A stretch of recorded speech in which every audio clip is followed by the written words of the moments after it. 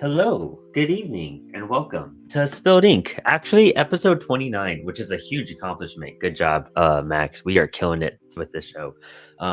Super hyped. Oh, Thank you yeah. guys for joining us. Yeah. I'm your host, Brandon Blocksdorf, as always, and with me is the extraordinary Max Flowers. Hello, Max. Let's see how. Hello. Oh yeah, your internet's just a little delayed. All right, cool. It's working though. And we have a returning guest with us tonight. Actually, Max had a personal request to draw some Star Wars stuff, so I was like, who should draw Star Wars with us? And none other than our friend Dom over at Life on Saturn. Hello. Hello. Thanks for inviting me again. Of course. You tell us about what you do on Wednesday nights. Do you still do it every Wednesday where you draw Star Wars stuff? Yeah, I mean, it started out with Star Wars stuff, and now on Discord we just kind of draw different nerd things. And then, as of lately, there hasn't been very many themes. We've just been getting artists together and talking about projects and different drawing techniques and whatnot. But yeah. In fact, last night we had a draw stream, and Adam showed up from Hyperforce. Oh, dope. Yeah. How cool. I love Adam. I'm glad he's trying to draw and do stuff like that. It's pretty rad. Aaron Lee says Kyle Baker meets George Lucas. Sorry, I'm chewing a piece of pizza right now. What kind of pizza? What kind of pizza? I made just a quick pepperoni pizza last night. Lex has been sick, my girlfriend. So I made her soup, and I was like, well, I don't want just soup. So I made myself a pizza. That's right. I'm in the same boat as you. Milo just got his wisdom teeth pulled. Oh, and wow, so he's pretty much straight liquids, and I get to eat whatever I want. So you're eating whatever you want. Yeah, I feel you.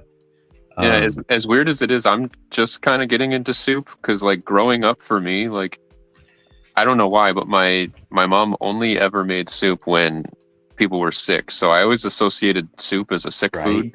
And so Lid's really been getting me into soup lately. Oh, rad. Yeah, I'm not a soupy person. I literally make caldo only when I'm sick. And it's a great immune system booster, which is rad. But I've never just voluntarily just had soup. Unless it's miso soup or something, you know what I mean? I guess. Oh yeah! Oh my god! Have you ever had a pastina? Pastina? No, what is that?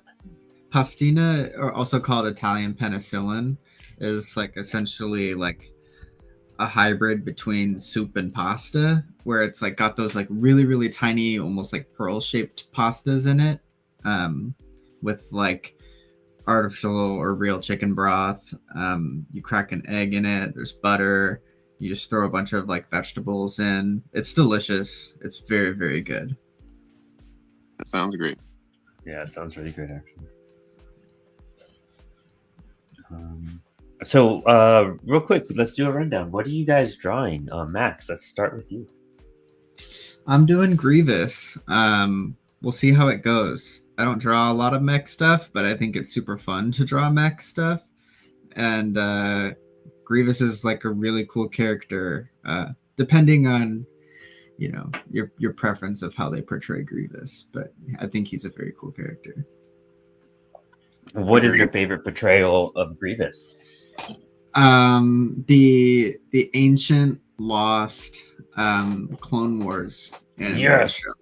Not the 3D one, the 2D one. No. That's super weird style. Yeah, because that one really shows Grievous as the really fast, mobile Jedi killer that he is, versus I think in the live action shows and even in the 3D Clone Wars, he's a little sluggish and talks too much, in my opinion.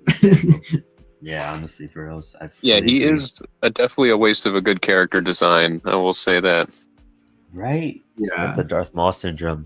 Yeah, it's the dude that did Samurai Jack and Primal. Yep. Mm.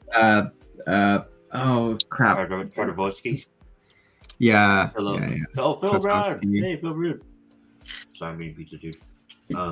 It's so good. Good seeing you, Phil. I watched the Tartovsky Clone Wars on freaking repeat when I was a kid. Same. I had it on DVD, so I was watching that a lot. Same.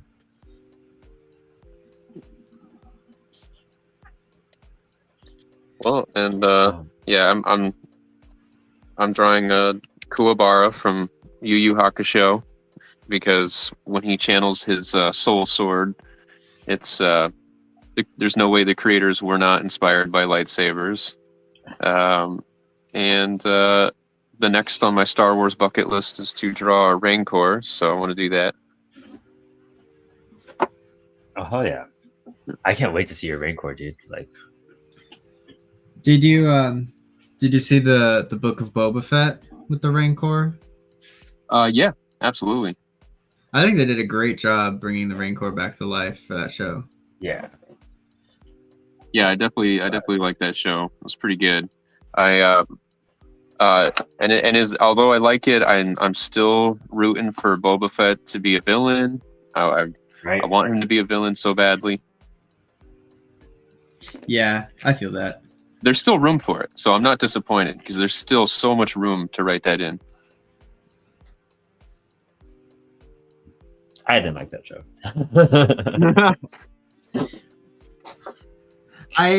It's just Mandalorian season 2.5, really. Yeah. You know? Yeah, really. Yeah, I will say they really nailed Luke's CGI by that point. Although I think it's because of a lot of he doesn't have a lot of dialogue and there's a lot of faraway shots, but it looks really good. It did actually. I don't know if you watched the behind the scenes for it, but it's really, really cool. All the stuff that they've done to like renovate the Star Wars universe in a way. Like the way they film it is crazy. With I forget what the frick it's called, but essentially they have like 3D wraparound screens around the entire set. And that's how they make the backgrounds. And then it's just like a few boxes on a soundstage. Oh yeah. But it enables like the actor to like physically interact with the environment rather than it all just being like green screen CGI bullshit, you know? Yeah, I remember seeing the behind the scenes for that when The Mandalorian first came out, and wow, what a like technological innovation that is. Yeah. It's magical, really, what they're able to do. Now, on a story level, you know, you can have plenty of complaints about a lot of Star Wars stuff, but but technologically and visually, I think it's very, very cool. Yeah. Agreed. Have you checked out the new episodes of Skeleton Crew? I did. No. I watched them today. Yeah, how do you feel about it? I don't know. I think it's fun. I don't know if I think it's not really like a Star Wars show, you know? For sure. When people described it as Goonies in space, that was a good description. Yeah. It's a fun show for sure. It's just I don't know if it's really a Star Wars show yet. I think that's yet to be seen. True. I kind of gave up on all of it. On the Disney Star Wars. I just can't. Like it's just not for me. I'll stick to my nostalgic stuff, I guess. I really like the Dark Horse comics. I really like you know, I really don't like the new movies. Like what Alex and I fight over them. Like we can't even talk about them because we just we will fight and we don't want to fight. So we're just like, yeah, no, you know, I just don't want to have this conversation right now. And we're like, yeah, I understand. We've never we like inch our way to it, and then we're just like, no, we shouldn't do this. Like, I do think that the Mandalorian is a very, very good show and franchise. I enjoy the Mandalorian. I'm not, that one I enjoy. Yeah, Book of Boba Fett wasn't that big of a fan of. Everything else I can give or take. Yeah, for Tales sure. of the Jedi was pretty sweet. I remember enjoying that. I don't know. Hey, K-pop junkie. I am a bit of a stan. I will stick up for Star Wars no matter what. I love it. I love that you're like that. Yeah. Respect. Total respect. Even, and I will admit when things are not that great, but I still love it. I don't know. I find something I like even in the Christmas episode, so that says a lot. Oh, dude, that's good though. That's like the good attitude to have. I wish I could still just enjoy it like that. But I still enjoy the hell out of Star Wars. Like I was just playing Racer on my Xbox the other day. I saw it was like $7, and I was like, I'll go down a nostalgic trip and just like do this real fast. It was great. And did you have the was it for PS1? Is that the pod racing one? Yeah, it's the pod racing one. Yeah. That was sick. Phil Rude says I got off Star Wars train too. For me, it's the OG trilogy and then a handful of other things. But overall, there's a lot more bad than good Star Wars now. Honestly, I agree. I feel you, dude. Maybe we're just old, man. I don't know. I would say that's it, because like each generation complains about Star Wars, and in my Discord,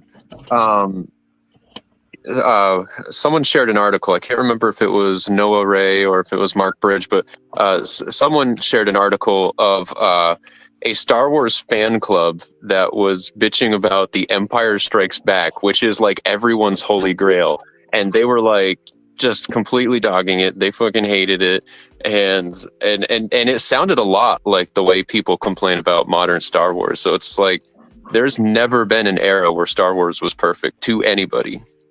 Yeah, hands down. And I mean, again, yeah, generational stuff, because Alex is like a few years younger than me, by like 5 years or so. So like I grew up with the prequel trilogy, which I've grown to enjoy. Like I think it definitely it's so has good. flaws. Like Clone Wars is like kind of rough sometimes, but I enjoy the hell out of it. Like I love it.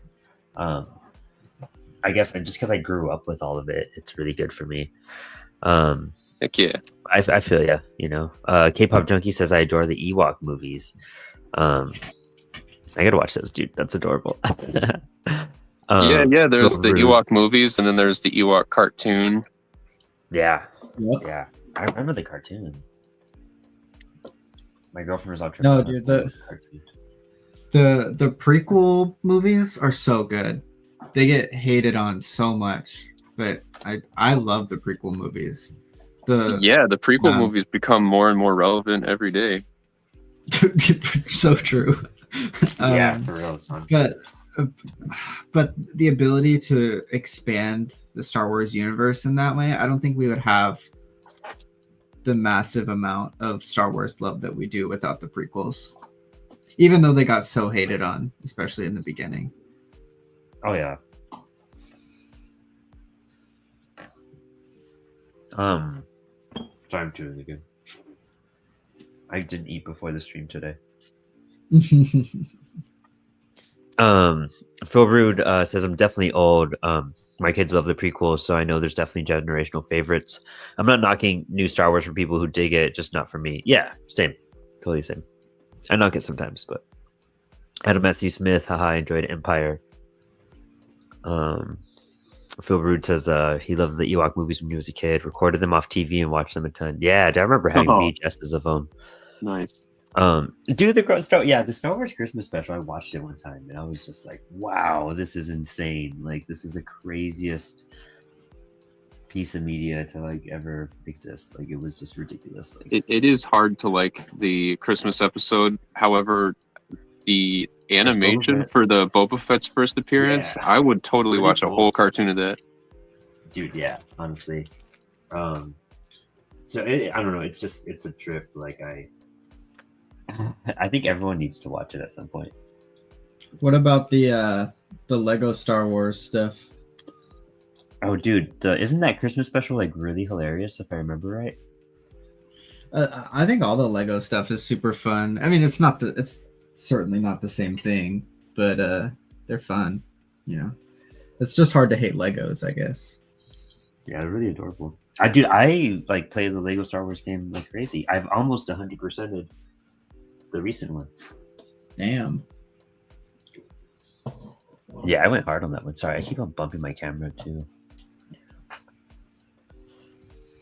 I have not watched very much or played very much Lego stuff. I mean, I've seen the mainstream Lego movies, and then I play the Lego portion on Fortnite. But I'm really out of touch with the Lego stuff.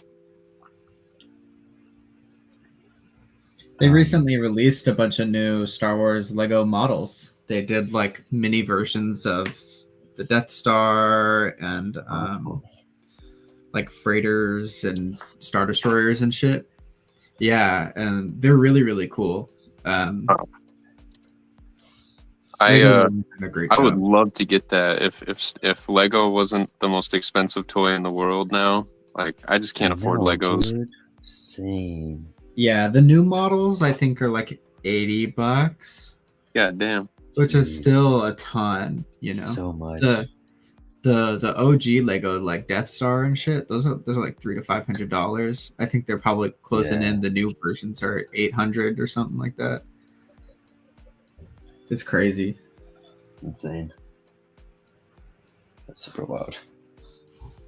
So what is everyone's here's favorite Star Wars movie? Or Star Wars property at this point. I mean, property is a little expensive, but like movie, I can name like 3 properties I think I like. Because Knights of the Old Republic, the thing I'm doing. Oh, I didn't say what I was doing. I'm doing Darth Nihilus and Darth Revan from Knights of the Old Republic. Anyone play that Xbox game? It was so great. I love the expanded lore from the Old Republic so much. And I would play these RPG games so much, dude. I watched them on YouTube. The cutscenes are amazing. Oh, dude, so much fun. It sucks what happened to the second one so bad. They just stopped working on it. So, like, when you're playing it, dude, the game just really abruptly kind of ends. It's really rough. But I feel like Empire is always my favorite. That or Jedi. It's really hard to choose, but I am an OG picker if I'm going to pick a favorite. But the next would probably be like Revenge of the Sith. Huh. Yeah, that's my pick is Revenge of the Sith. I think that movie is really, really good. And I also just like love like Vader is like strange because he is so popular, right? But he's also like not shown a ton. No, he doesn't. And like straight up. Yeah, right. But he's so powerful. Like I don't know if you saw Kenobi where they brought Vader back. And yeah. I thought that was super interesting. Like I'd love to see what Vader was up to between Revenge of the Sith and A New Hope, you know? Yeah. Absolutely. Ever since Rogue One came out, I've been waiting for a Vader horror film. That's what I want to see. Right? Yeah. I want to see like Vader really pull it all out, you know? Yeah, I think that would be sweet. And then favorite video game is The Force Unleashed. 1 and 2 are both good, but The Force Unleashed was a great property. I was telling Brandon that would have been my deep cut pick to draw is Star Killer. I loved those Force Unleashed games. They were so great, dude. Phil just said his favorite is actually no, not his favorite. His favorite's Empire.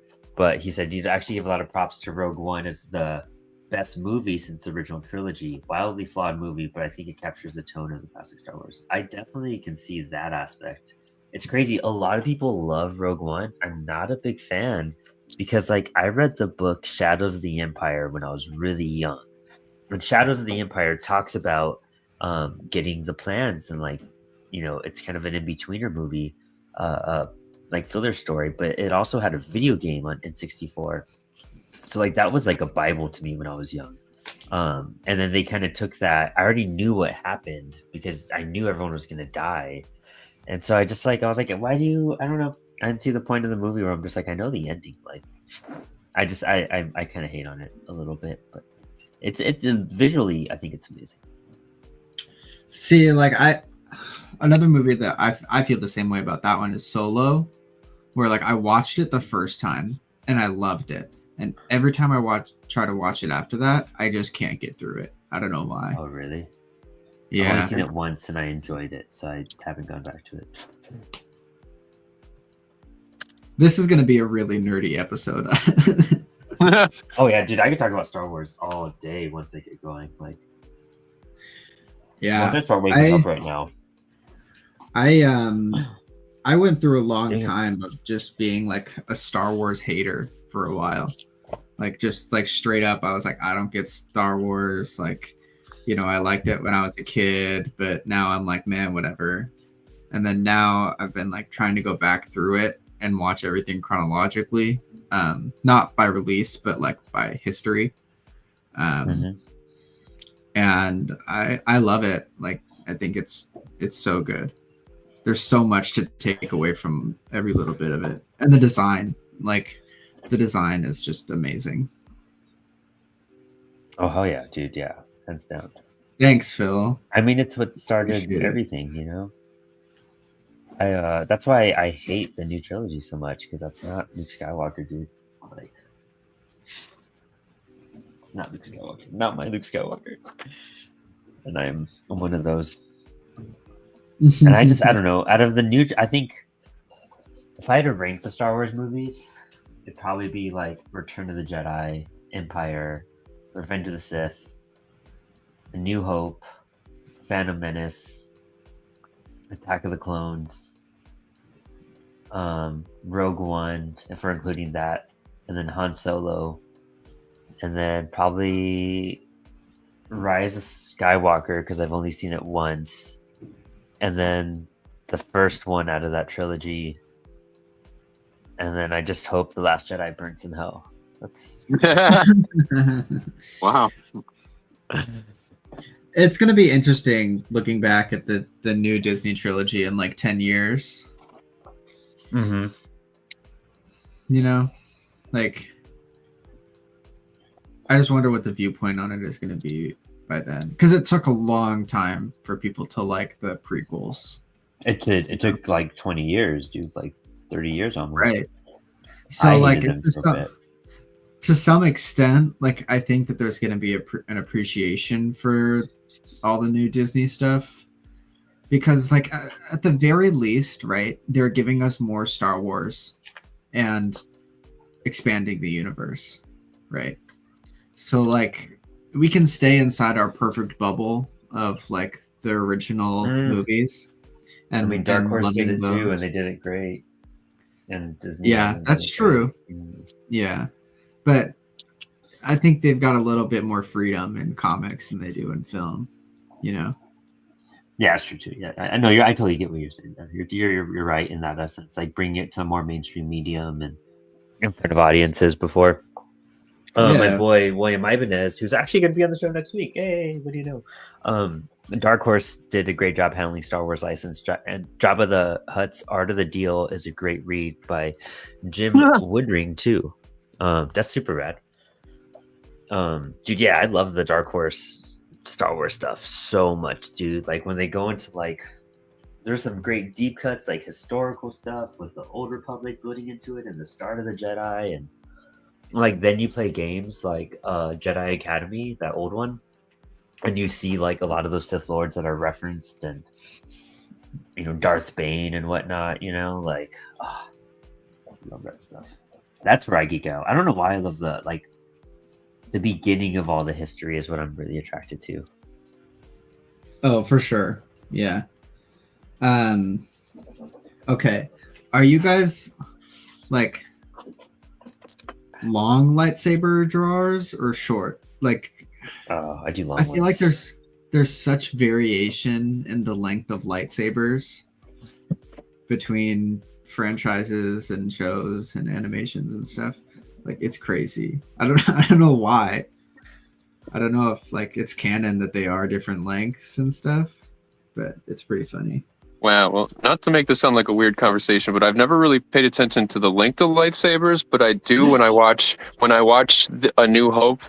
I always thought the girth of it was hilarious. Like when they when Obi-Wan and Vader first whip out their lightsabers, and they're like these really skinny things, and I'm so used to the modern Star Wars now. That's funny. In the Clone Wars, in the 3D show, they're so long. They're very long and very skinny.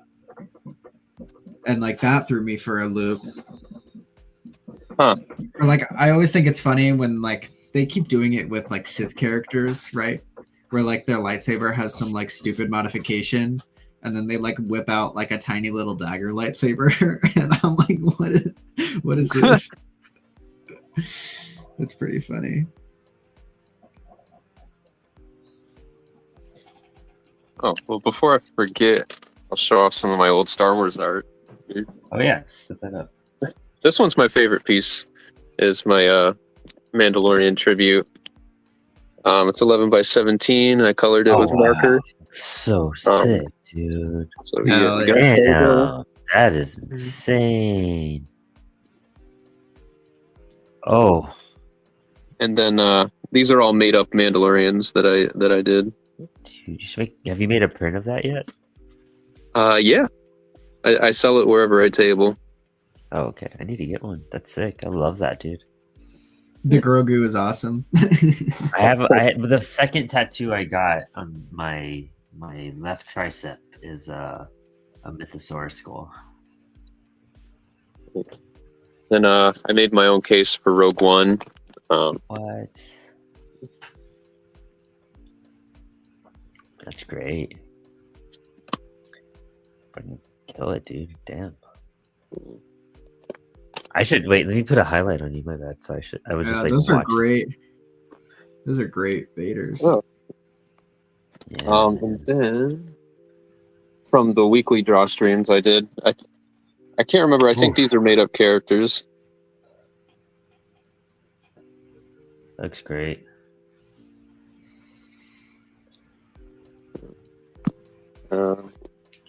And this is a character from a game called Masters of Terras Kasi, I think it was called. It was a Star Wars fighter game. This character is Arden Lin. Yep. Yeah, dude, I remember that. That game was so sick. I don't remember her, but that's really rad. That just shows I need to play that game again one day. Heck yeah. I loved that game as a kid. So Wookiee Xenomorph. Oh wow! Holy crap, dude, that's super sick. Dude, that's so insane. And this is Aang and Darth Maul. Oh yeah.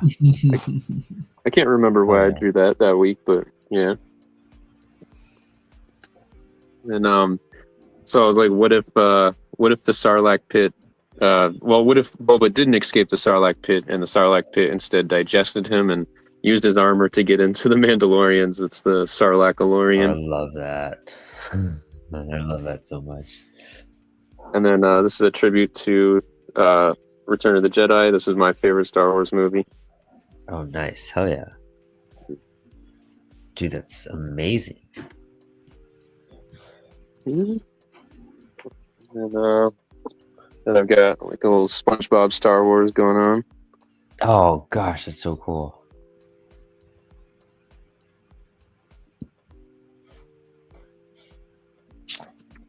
And then Barasafi. Ooh, dude, deep cuts. Yeah. I think that's it. Oh yeah, that's great, dude. I've actually never drawn. Actually, it's funny that this is out. This fell out of my notebook this week, but this is the only other Star Wars drawing I've ever done before. Is this like Vader thing I did one time? Ooh. That's it. That's like the most I've ever done Star Warsy. So today I'm maxing that out. So pretty hyped. Wow, yeah, both your pictures are looking really good.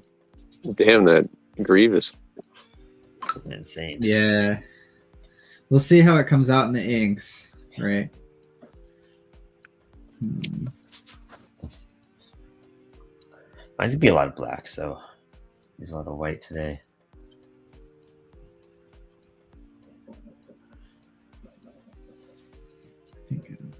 there. Not like that.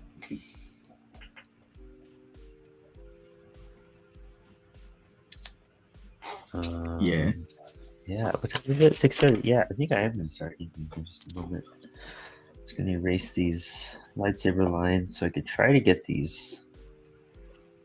Try to do my colors first, and then all my inks. In fact, recently my friend Rich picked up the VHS trilogy for me before Lucas made all the changes, because cool. yeah, because I like Return of the Jedi. That's when I think of Star Wars. I think of that. That was the first movie I fell in love with as a child. I played that one over and over again on VHS, and I don't know. I totally understand why in A New Hope and Empire he made the changes he did. A couple of the changes are all right, but in Return of the Jedi, just like I don't know, just certain things are not good to me, like the Jabba's palace, just the performers that changed. Didn't like that. I did not like that. I don't like the Sarlacc pit changing into a like pit or whatever. It was just so much. It was so much scarier when it was just a hole in the ground with teeth. Yeah, honestly, yeah.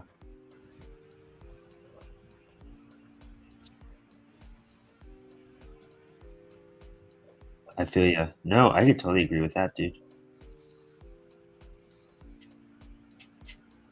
I'm not a big fan of his edits, like overall. A New Hope was kind of cool because you're just like, oh, like they're using the sand creatures, you know what I mean? Like, yep. When you see the Imperial guards and whatnot, like that was about it. Any scene with Jabba was just like a little rough too. That's exactly why I don't want to do that.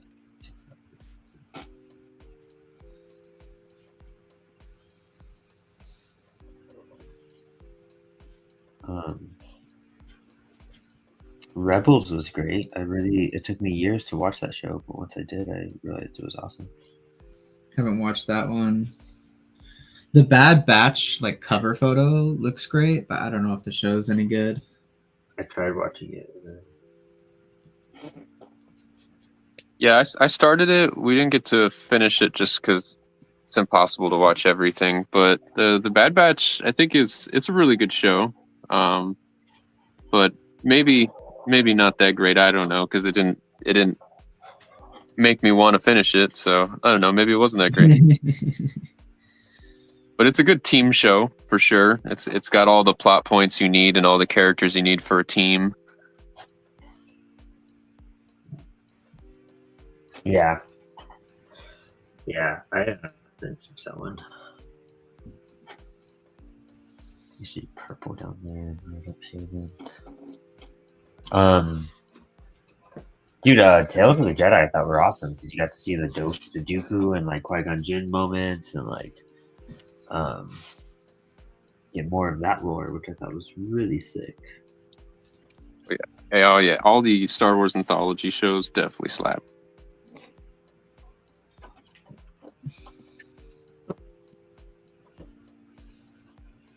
All right.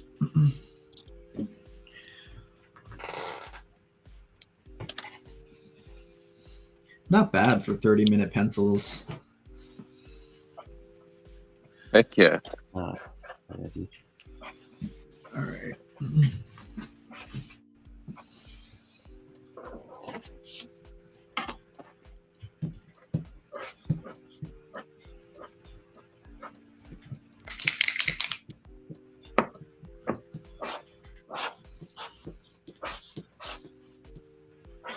John Crystal was telling everybody to do this on Ink Pulp. He was like, "Oh, take your kneaded eraser, go over your pencils before you ink."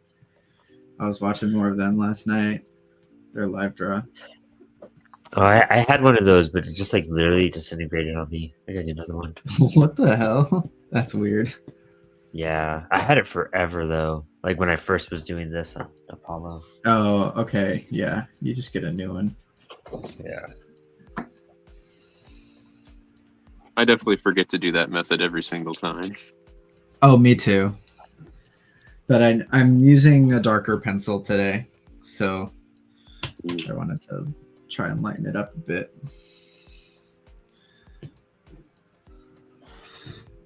Especially because with mechs, you have like all the details and stuff, and it's hard to see.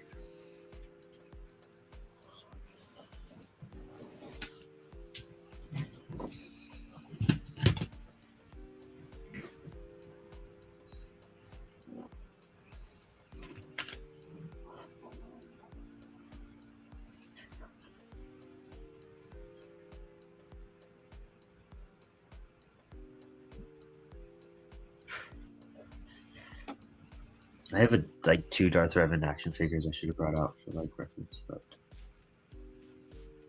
too late now.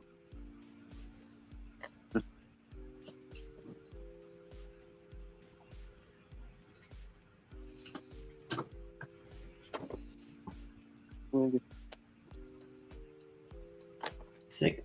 I guess I'm gonna start Got this making Luke. guy.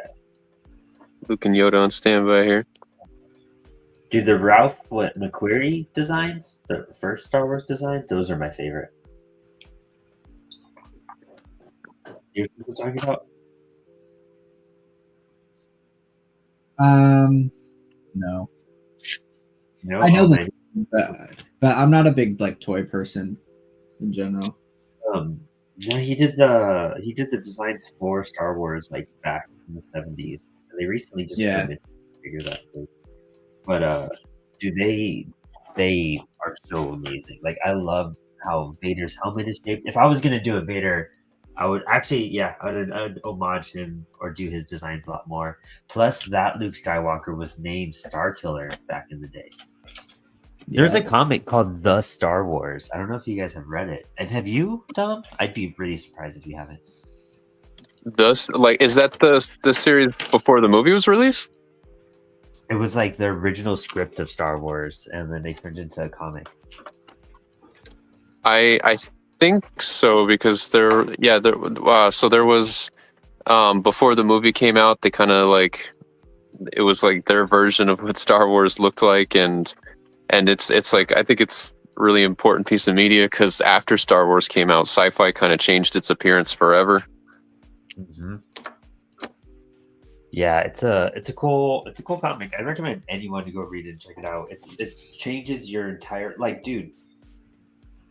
I remember I think like Anakin is right away in the beginning and he's like a Jedi. Obi-Wan is like a general right away. I think Anakin's already a half a robot, and then they have they're like fighting Sith, and dude, it's crazy. It is insane. It's definitely a different take on what we know as Star Wars.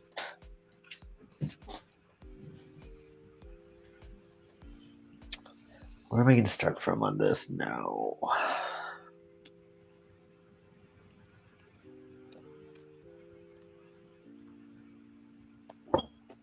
I've never had to draw armor before either, so it's it'll be interesting.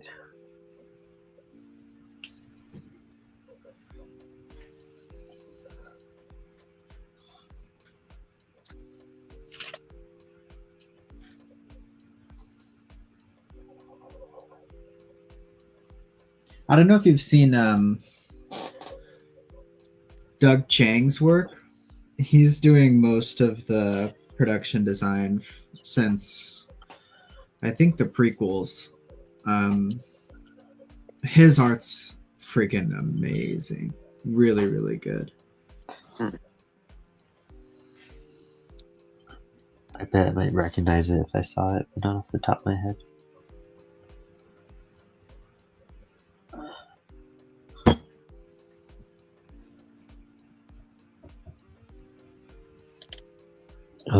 How do you all feel about Rebel Moon?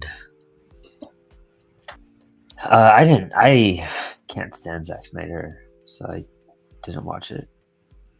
I can't stand current Zack Snyder. Like, I actually enjoyed Watchmen the movie. I really did. I still do. I still enjoy that movie. Not even a past tense thing. Like, I think it's really cool. I think 300 is pretty cool. I hate that era of like his Snyder cut and all that, and I just didn't. I heard such bad things about Rebel Moon. Well, you didn't like Snyder And- Cut? No. Wow.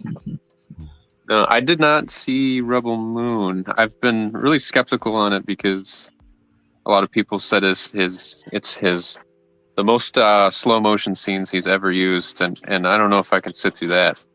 Yeah, exactly. I'm like, is that why this is 4 hours? Like this cut? Especially since someone said in the second Rebel Moon movie, he did the impossible where there's a slow motion scene, and then within that slow motion scene, there's a slow motion scene, and I was like, what? I don't know if I want to see that. What? Yeah. That's a lot. Yeah, how slow do you need to see shit? I don't know. I mean, there was a time where slow motion was like a moment to emphasize badassery, but like I don't know. Hi, Papa. Yeah, I'm on my live stream. Yeah, it was always meant to be like, oh, this is the moment you want to pay attention to and absorb, and now it just you really burned us out on that. Bye. Yeah, like walking in slow motion. That's still pretty cool. I'm always down for that.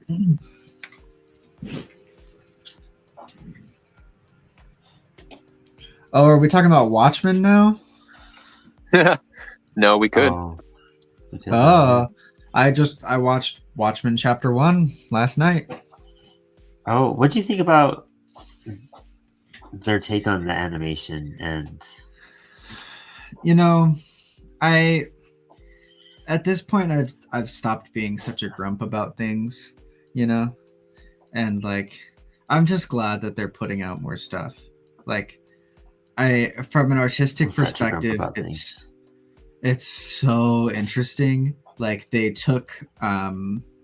scanned all of his like line work, copied the nib texture, Dave Gibbons put it into was the movie. Executive producer too, so he was heavily involved with all that. Yeah, they scanned all of his original work to do the shadow mapping. It's and they kept a lot of like the angularness of comics and the graphic read of it. So like I really can't be mad about that. They even threw the freaking like pirate comic in there. That's takes a prominent role, which is awesome. So I really can't be mad at it. My one gripe, I had two, is that I think they could have done something more interesting with the color palette, because the Watchmen color palette is so iconic, right? Yeah. Or if they strayed from it, I wish they did something more interesting. And then the Dr. Manhattan scene where he's eviscerated in the particle accelerator, or the time lock, or whatever you want to call it. Oh yeah. Yeah. The way they did like the body deconstructing and putting back together, I thought was a little goofy. But yeah, same. I feel like the animation works sometimes, but not all the time. It wasn't consistent in how it played out throughout the movie, I felt. I would agree with that, but I think it was still good, and I'm glad that it was made, you know? Yeah. Dude, it was really engaging. It was very I think the upbeatness of the story and the great writing kind of carried us through like some of those rougher moments. But it took me a minute to adjust to it, and then once I did, I was like, all right. But when it strayed off, I was like, oh, this kind of. It's pretty funny. So I watched it with Milo, who's never read Watchmen, and Milo was like, I like wasn't sure if he was gonna like it, you know. Yeah. And one of the first things that he said partway through the movie was he was like, is the writing supposed to be this bad and dense? And I was like, oh my god, boy. Here we go.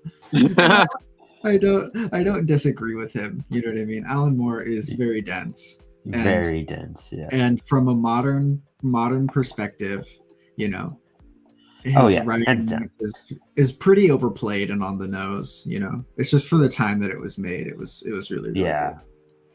So it was just really funny, you know, him not having read the comic or understanding much. He was like, I hate the writing. I think the story is relatively interesting, but I thought the writing was awful. I was like, well, that's amazing, dude. That's hilarious.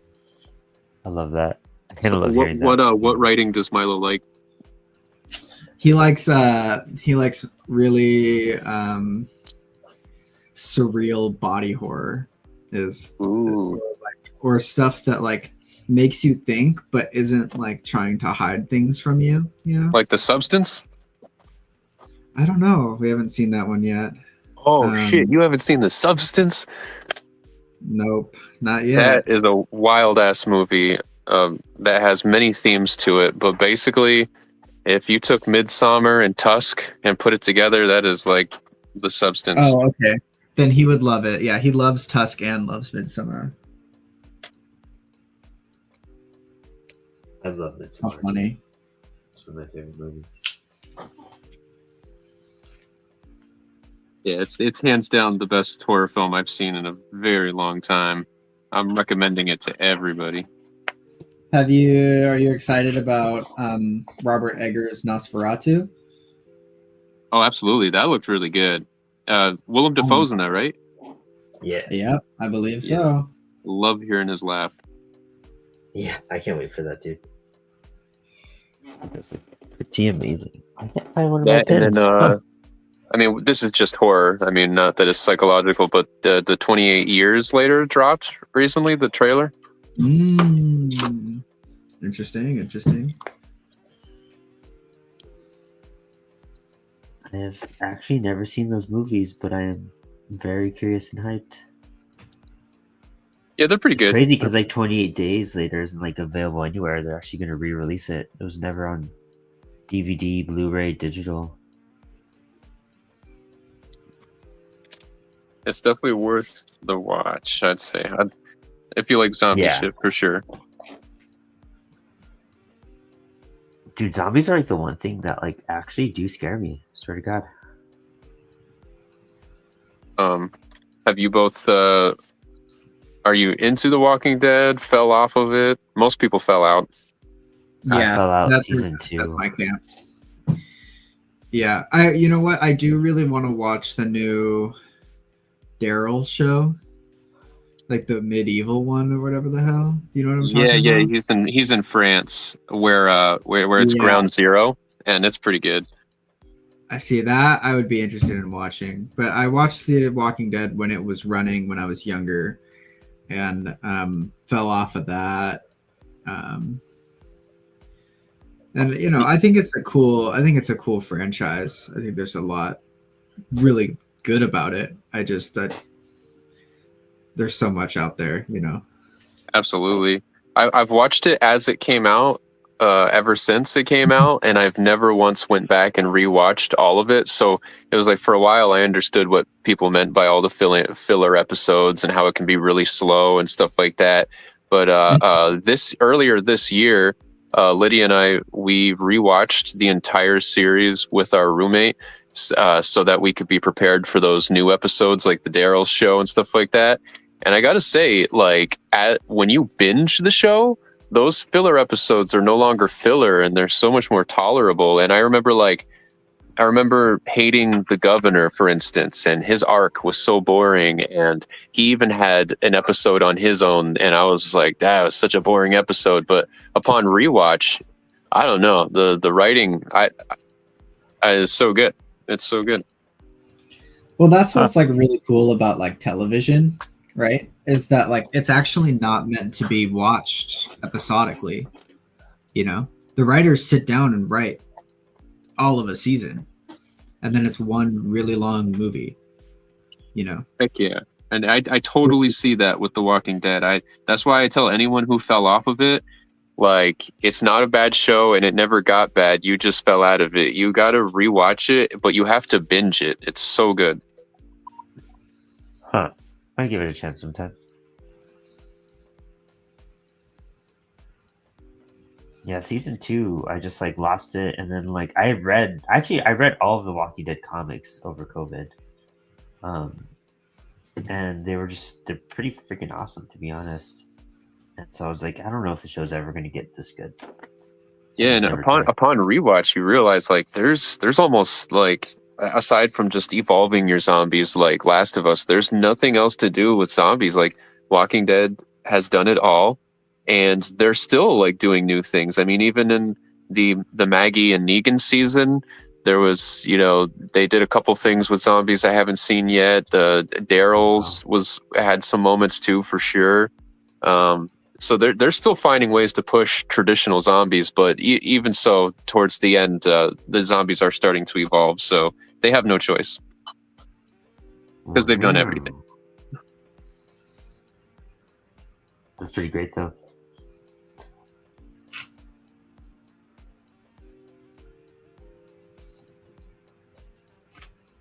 This is gonna be all black, dude. It's gonna be so much.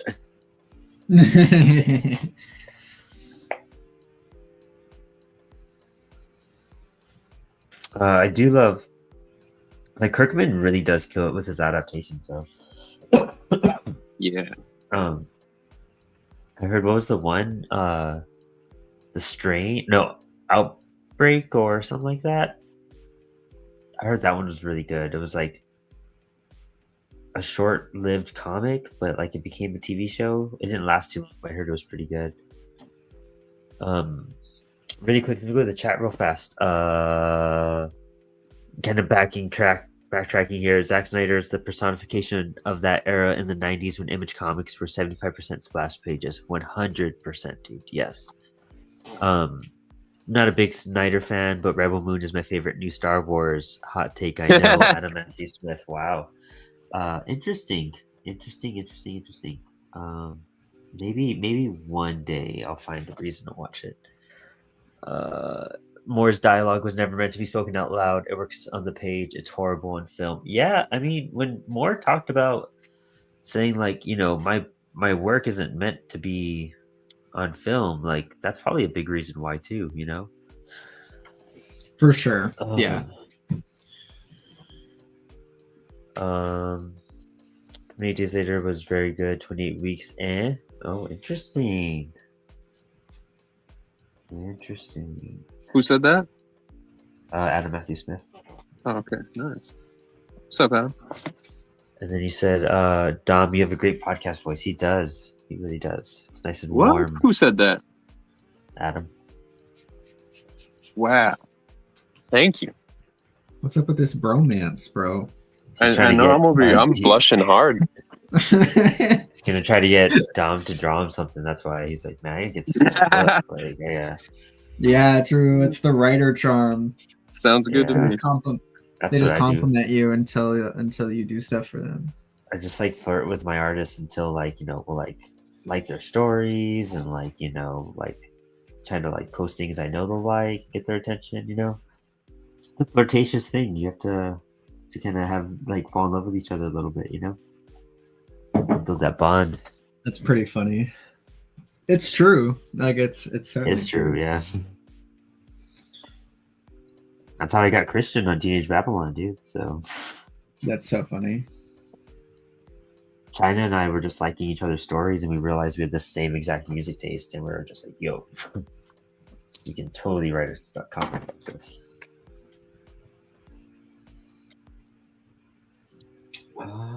I really am missing one of my brushes, and it's upsetting me.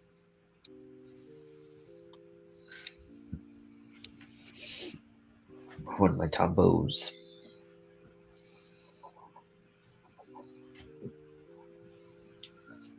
So I'm gonna have to use my my Micron, which is a little too thin for what I want right now.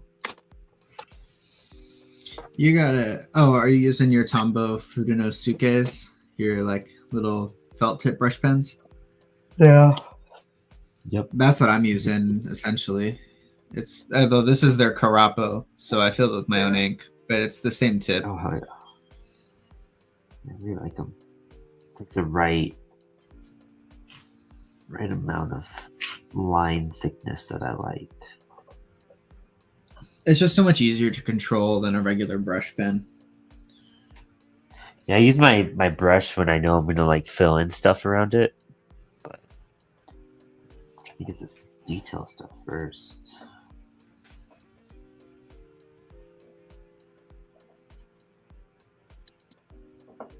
I got to think of what's gonna be black and what's gonna be white.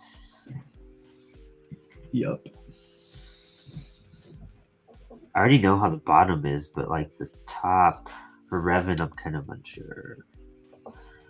It's just gonna be a lot of thick black lines to kind of contrast how black Nihilus is gonna be. Yeah, I said this earlier, but I really want to reiterate that there needs to be more nerd horror films. Like, I really want to see a Darth Vader horror film. I want to see a horror film from the perspective of criminals running from Batman. Ever since that scene from Batman versus Superman where Batfleck was in that factory or whatever hunting down the criminals, it was kind of scary. Oh, yeah. I would love to see a Killer Croc horror film. Like, I feel like they're really sleeping on horror there. They just announced that the dude who did like Doctor Sleep and like a bunch of what was it, Midnight Mass and those House on Haunted Hill or whatever, he wrote a Clayface movie. Ooh. So it's like a horror Clayface movie. Yeah, dude. So oh man, I've literally talked about that with my friends too. Clayface would make an epic horror film, like especially if like he's running from somebody and he runs around a corner, has to change his face real quick to hide from someone, and like maybe it hurts to mold his face a bit, and every time he pushes a section of his face, you get those like violins from Insidious. Ooh, yeah, that's kind of cool. I like that. I like that a lot. Yeah, they always get close, especially DC stuff. They always get close to a horror movie vibe, but never like fully embrace it. Yeah. They almost had it with Swamp Thing. Almost. Well, we're gonna get it though, so I'm happy. I mean, Robert Pattinson there, he's got the most potential for a horror series in the DCU. Yeah. Well, they have a Swamp Thing already like getting worked on, just Clayface one. I bet we will get into some like maybe cool like Phantom Stranger stuff or something, some like real horror-y vibes. Oh, Brightburn, as Matthew Smith just said. Ooh, I love that movie. Yeah, I love that movie, dude. It shows you can do Superman. Oh, I don't remember what the hell I was gonna say. Mike Flanagan, that's the director. Damn, dude, my fucking ink bottle, like, I think ink, like, it spilled a little bit last time, and it's like, I can't open it's the lid stuck. now. Yeah. Yep. Good luck. I just have to go so slow, you know what I mean? So it doesn't pop on you. Oh, here we go. There we go. Oh, dude, big old clump of ink. Fucking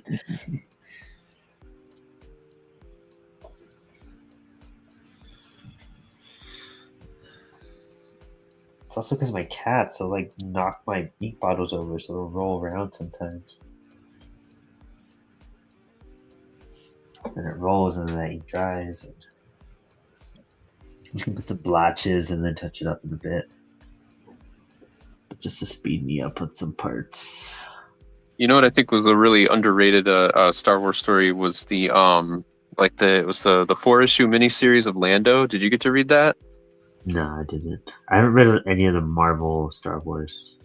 Oh, it was really good. It was Palpatine's trying to hide evidence of the Jedi, and he has a ship full of Jedi memorabilia that he's going to dump somewhere or destroy or something like that. And Lando gets whiff of it, and he gets a job to basically rob that ship of some of the Jedi stuff, and there's all kinds of chaos ensues, and there's betrayal, and it's what a fantastic comic that was. Oh, cool. That sounds fun. That actually doesn't sound bad at all. Yep. I really want to catch up on some of the Marvel stuff. There's just so much of it out now, too. Like, they really pump those comics out right away. Yeah. because Jason Aaron had a whole run, and then Charles Soule like took it all over too.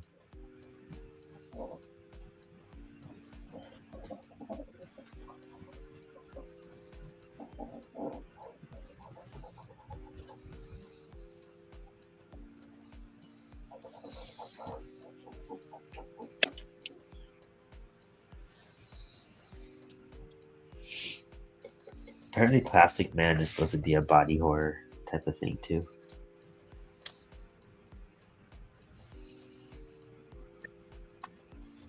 Because that was like an announced project of some sort.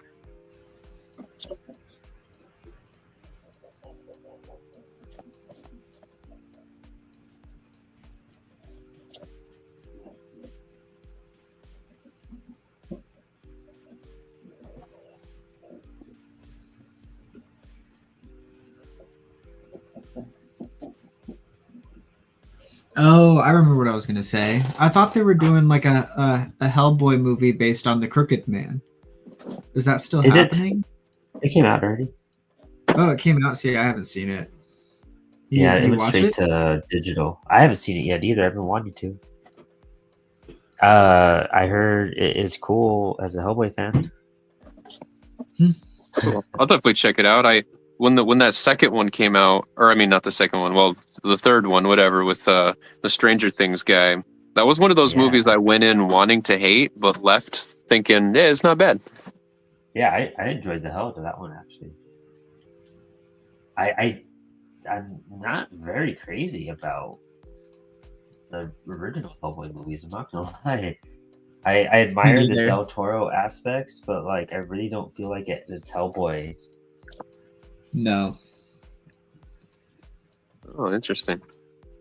Yeah, I'm not really crazy about him. I actually agree with you there. I remember there was some conflict between Mignola and Del Toro about that too. Yeah.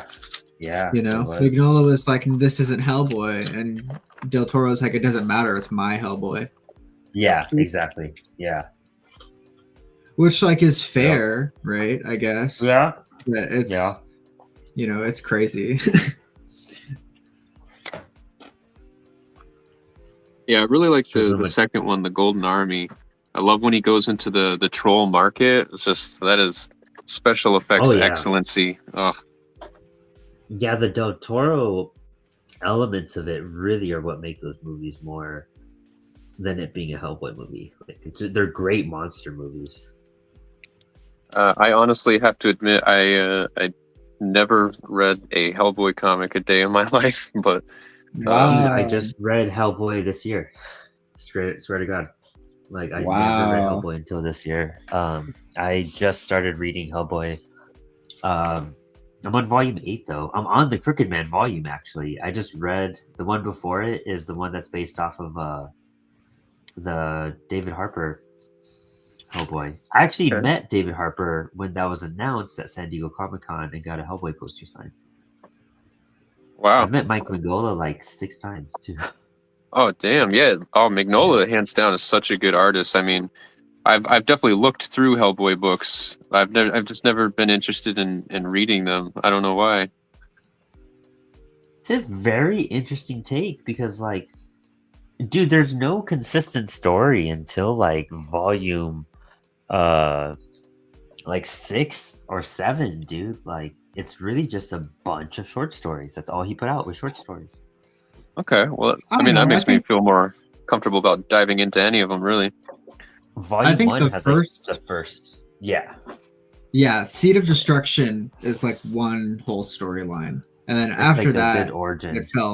It falls apart a little bit. They're still great. Like they're worth it. They're good short adventures. They're very good. Very good. Yeah. And it kind of makes it more digestible, but it gives you like another way to think about building a character in a universe in a comic. Like I would love to just have a bunch of like, I don't know, 12-page adventures like randomly and just, that's all right. That's what what's his name is doing with Frankie Boy. Oh God. Oh, Morgan? Huron. Yeah, Morgan. Yeah. which is cool. But what I don't like about it, right? Like just like that method in general, is that I have to create a set of characters that I can do that with, right? Yeah. Where the adventures can be ongoing and I can throw them into any situation and it'll work. Like you kind of have to construct your character around that. Versus if you're planning out like a set story, you know, you don't have to throw your characters into any situation. They can be very much catered to the situation that they're going to be in.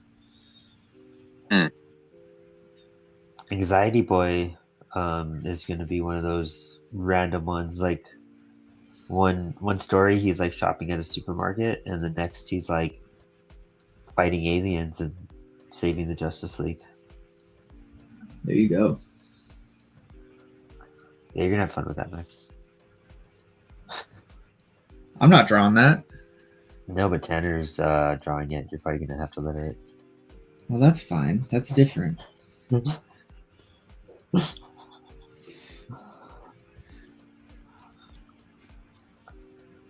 Yeah, Tanner's hyped for that shit. I love Tanner. If you're watching tonight, Tanner, hello. He typically tunes in at some point. Phil Rude says, I'm rereading all the Hellboy comics now. There's a good documentary about Mingola you guys should check out. Yeah, it just came out too. I wanted to watch that as well. I both of those I've wanted to watch since like I think Halloween, and I just never got to them. I did watch the Mignola documentary. It was great. Yeah. Oh well. Yeah, it was good. Also, if you haven't read Mingola's amazing Screw-On Head remedy that. Yeah. Wow. Jenny Fish is great. I think that's what it's called. Oh, Jenny Finn. Jenny Finn is really good. Oh, okay.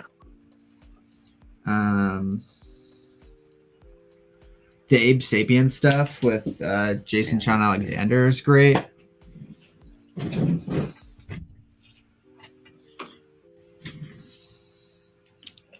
This is unrelated, but you said Abe Sapien. It reminds me of a character from Creature Commandos. Have you seen that cartoon yet? Not yet. No. I want to watch it. Oh man, it's actually really good.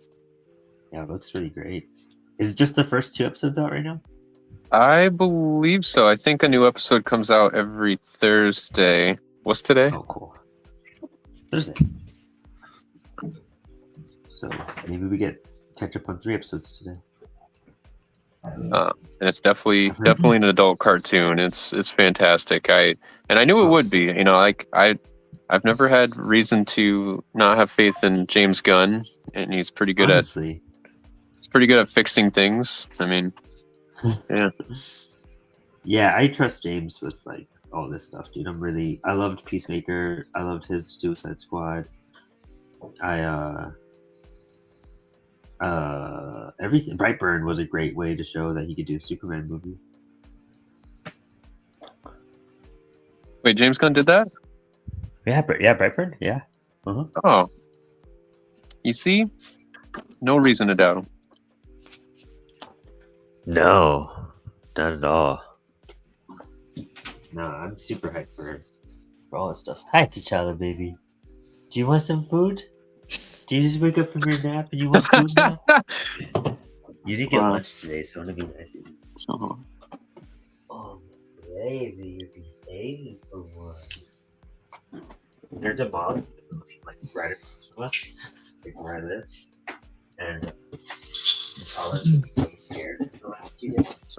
So have either of you thought about making like a Star Wars fan comic, or because I definitely have. I feel like I've got a couple ideas I'd like to do, but I definitely would love to. It's been so long since I've been like actually back into Star Wars. Like I'm just getting back into it now that I don't have any ideas. But I would certainly love to do like more Star Wars stuff. I think it's like I'm caught in this weird world right now where like I'm going back to the classics, right?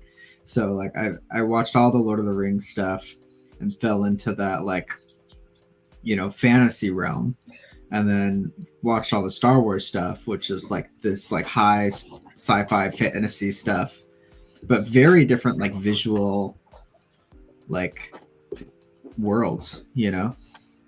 And so it's like I don't even know what to do with myself when I want to draw medieval knights, but I also want to draw like space knights. Hell yeah, I love stuff like that. I'm excited to watch the new Lord of the Rings animated movie. I am not.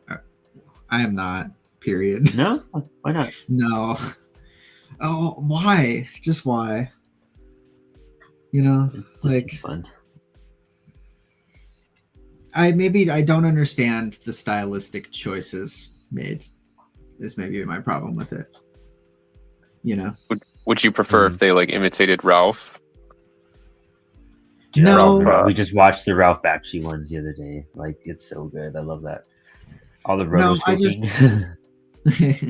I think that they could have done something more interesting style wise, right? Like Middle Earth is such a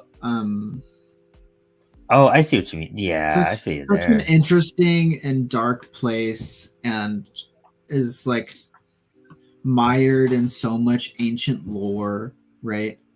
That to just like kind of go with like a manga driven style is strange to me. You know, like I get that like it's popular right now, and so like they're probably pulling in a lot of like that audience. But oh yeah, like, manga is totally the next wave of superhero stuff. I mean, yeah, you know, when westerns were popular, that wave lasted like more than 40 years, I think. So like, as far as like the superhero phase goes, we've had like 20 years of solid superhero films. We're entering our next 20 years, and you know, Japanese stuff is like really popping off. Not just manga, but like, you know, My Story Fennec is based on like tokusatsu, and toku. I mean, between Godzilla, Power Rangers, Kamen Rider, that stuff's popping off more too. So yep. Yeah, and like I love that stuff, you know. And like I think that there's a lot of good manga, good Japanese content. There's good superhero stuff too. But I think that like to throw like anime into Lord of the Rings, I think is just a weird decision. You know. Okay. I think that I will find out. I'm not like a big anime person at all whatsoever. I'm really not. Every year I say I'm gonna watch more anime and I don't. But I will let you know what I think, because I'd probably be a harsh critic on that myself, because the animation I watch is nothing like that typically. So yeah, if I enjoy it, I think there might be hope for you too, Max. But we'll see. That's what makes me a little hesitant about it. I'm just excited because we've been on the Lord of the Rings kick ourselves, and we just watched them all. And we just watched Lord of the Rings. I'm super happy that there's going to be more Lord of the Rings content out there. You know, yeah, like that's super cool. I want there to continue to be more. But we'll see. You know. absolutely, like anime's mass appeal will get so many fans into Lord of the Rings, you know, and then more content will come for sure. Because you know what, Rings of Power sucked. I felt I only saw the first season, and I was like, this is kind of trash. I'm not gonna lie. Could not get into it. Yeah, they relied so much on like psych outs, like, oh, you thought it was this, oh, what do you know, on every fucking episode, dude. Like, I was like, all right. I did try that and fell right out of it, but to be fair, it probably wasn't fair that it was released at the same time as House of the Dragon. So yeah, I dropped right out of that and watched House of the Dragon instead. Oh, yeah. You know, and it is also like it takes place in like a really complicated time period in like Tolkien lore, you know? Yeah, that's what I'm kind of curious about too.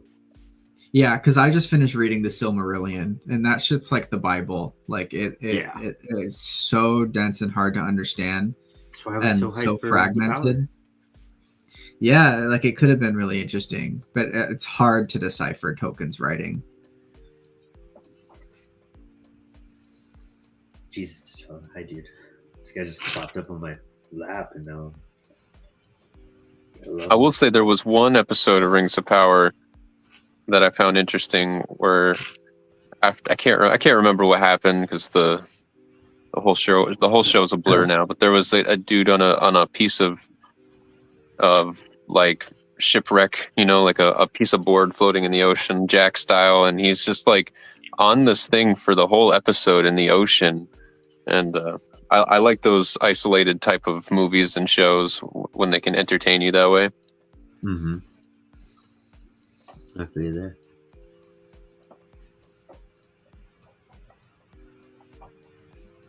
Well, it's like a one room, right? It's like a one room horror, like Saw.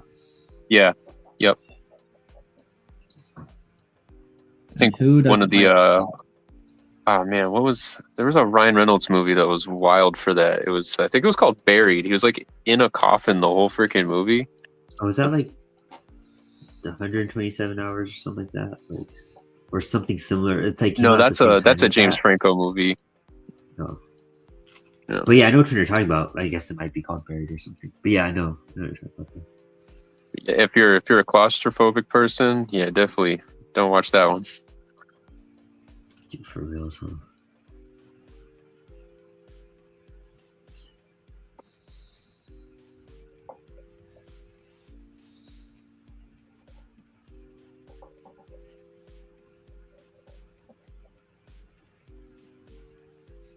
I'm actually gonna get a fine liner for that.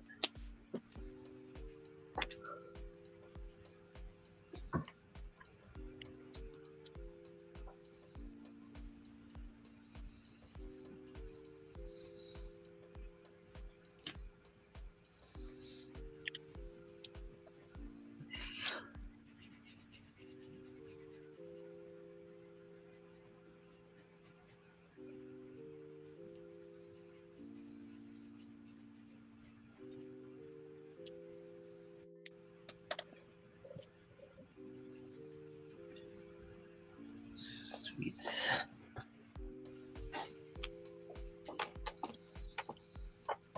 Oh, Max, that's looking so sick. Thank you.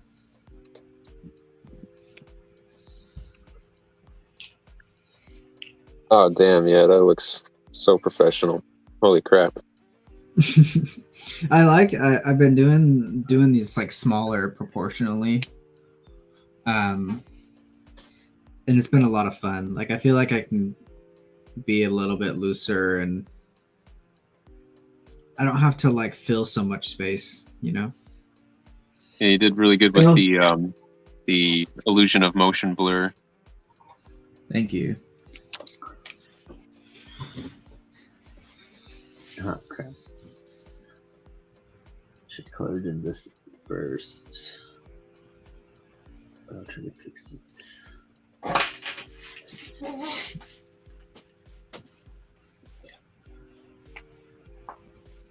Hit each other, baby.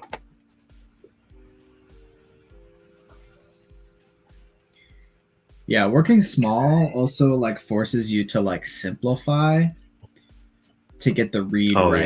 Yeah. You like can't hide behind stuff. Yeah, for sure.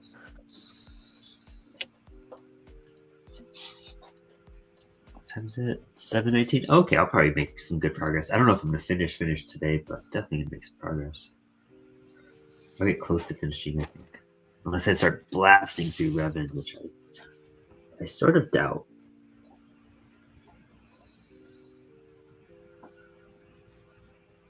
I am really hyped to color in this lightsaber, though. I feel like I did pretty cool on it.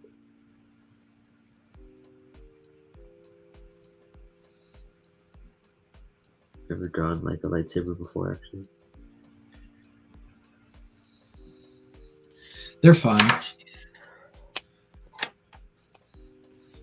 I think they're a little bit more fun than like a regular sword because they're certainly easier, I guess, because you don't have to deal with it being metal or like actually blade shaped or have those like bevels or any kind of design. It's literally just like light coming out of a tube.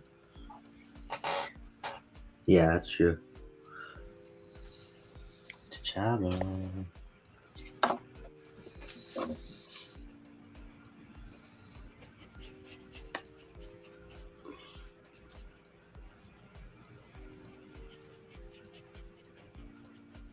Dude, if you're gonna launch off of me, please be gentle. That's all I ask. You think we're ever gonna get the Mace Windu return we deserve? Man, we No, but we really should. Yeah. I love that Samuel L. Jackson was like, they're like, oh, what color do you want your lightsaber? And he's like, purple. And they're like, Yeah. Jedi's don't have. And he's like, purple. So they gave him a purple lightsaber. It's so fucking good. Hell yeah.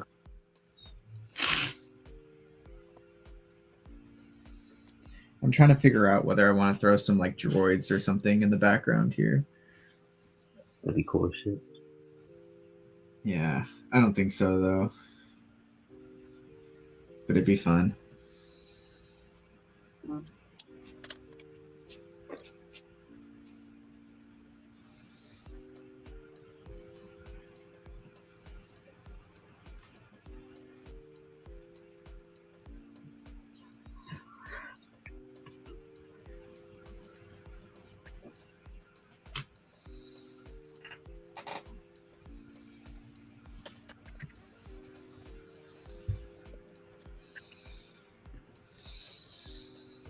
Yeah, I definitely think he should return because, as we all know, people who fall down long distances in Star Wars do not die. Right? No.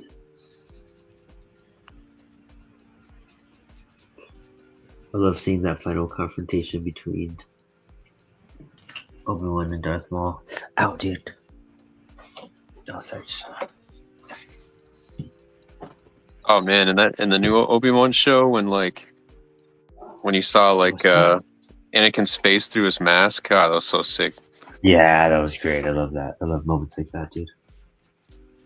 T'Challa. There's a lot of cool stuff they can bring back. There's so much to explore. It's just a matter of budget, right? Mm. I mean, or how much energy the fans are willing to put in.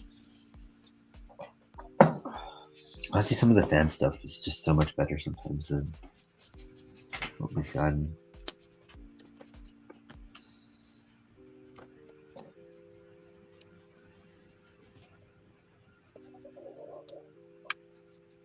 You know who I was excited to see in the Skeleton Crew?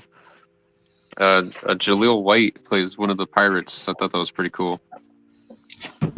You rarely get to see him. I didn't know that. Yeah. I thought, you know what I thought was really cool was when they threw Cad Bane in to they threw it into Boba Fett, right? I can't remember what show, but yeah, he looks so good live action. That's right. Dude, yeah, that was really sick. The live action Cad Bane was freaking awesome. That was sweet. Even though it was short lived, I mean, but yeah, it was so good.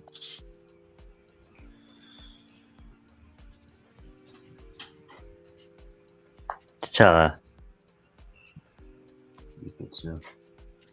Was it in Ahsoka? No, it wasn't Ahsoka. Never mind. No, it was. I didn't watch all of Ahsoka. I think it was Boba Fett. No. It was Mandalorian because they went to that little like desert town called like they changed their name to Freedom Town. I will say that's probably the biggest problem for me is they're all starting to blend together. Yeah. Well, because they made Boba Fett about the Mandalorian. Yeah. The first 3 episodes are about Boba Fett, and then it was just about Din. So I don't know. Yeah, that's what happens when you take a really badass villain and you make them a hero. You got no story. It becomes boring. He needs to be. He's taking over Jabba's place. Like he needs to be a villain. He could be the most badass villain, and it's like I refuse to believe that this person who was like working for the Emperor just got swallowed by a Sarlacc pit, spent some time in the desert, and all of a sudden he's just got like a change of heart. And I don't know. There just wasn't enough storytelling there for me to believe that, especially with Boba Fett, who has had years and years of a fan base based on like being a badass villain. Who wanted to see him become a hero? Nobody. Yeah.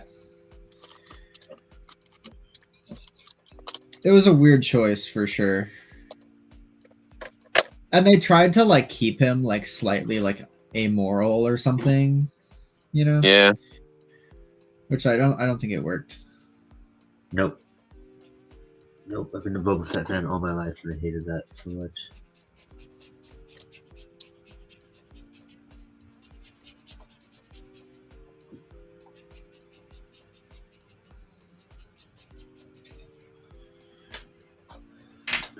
Just like on top of my paper right now, I'm trying to outline this lightsaber.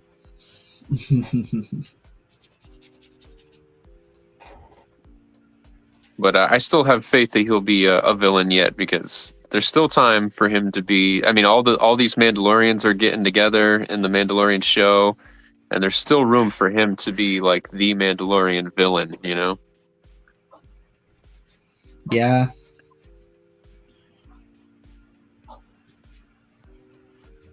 All you got to do is bend some politics and change, get two people on a separate viewpoint, and that's all it takes.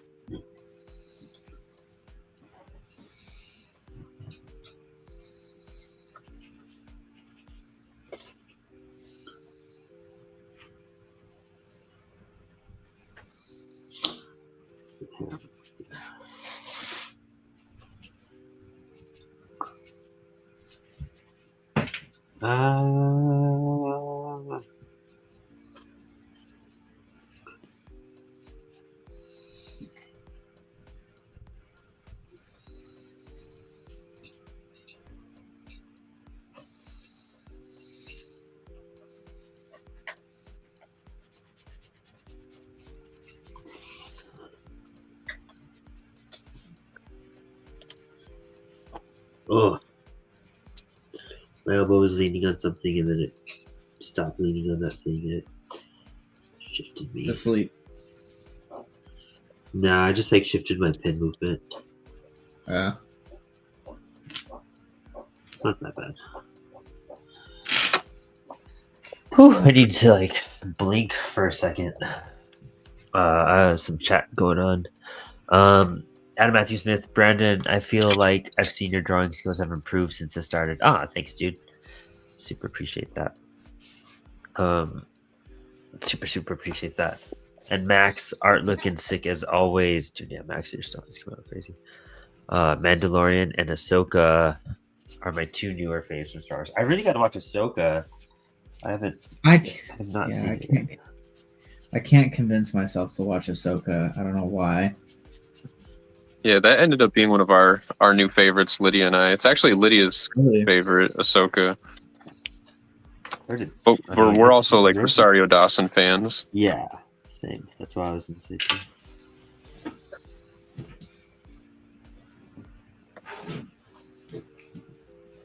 Tisha, you chunky kitty, don't puke tonight. What I like about Ahsoka and the Acolyte is just exploring more types of Force users, you know? The Force is just this element that's out there in the universe, and Jedi are just a religion of corrupt cops that use it, and it's just there's so many other people who use the Force, you know? I love that. And that's, I mean, if anything, that's what the prequels are all about, that the Jedi are fucking garbage. Yeah, honestly, when it really comes down to it.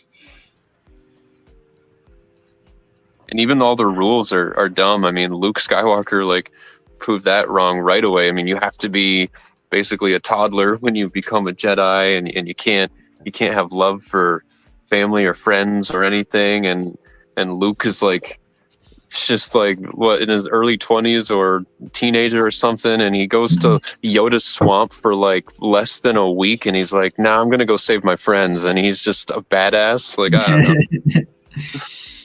Yeah, well, it's interesting. Last Jedi didn't make sense. It's interesting, right? Because like, I don't think that the Jedi are garbage. I don't think the Sith are garbage either. You know, it's just ambivalent. It's a dramatic representation of both sides. You know what I mean? So like there's good on both sides, and there's good lessons to learn on both sides. Yeah, the balance is what they talk about so much. You know what I mean? And I think the people that are balanced between the two of them are always like the best Jedi too. The Gray Jedi.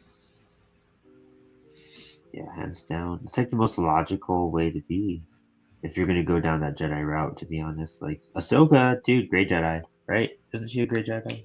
Yeah. Yeah.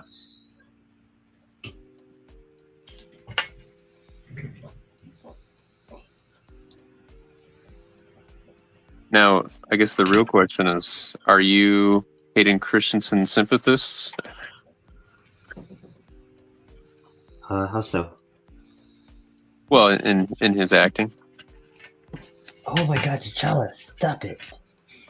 I don't know. I think he makes a great Anakin, honestly.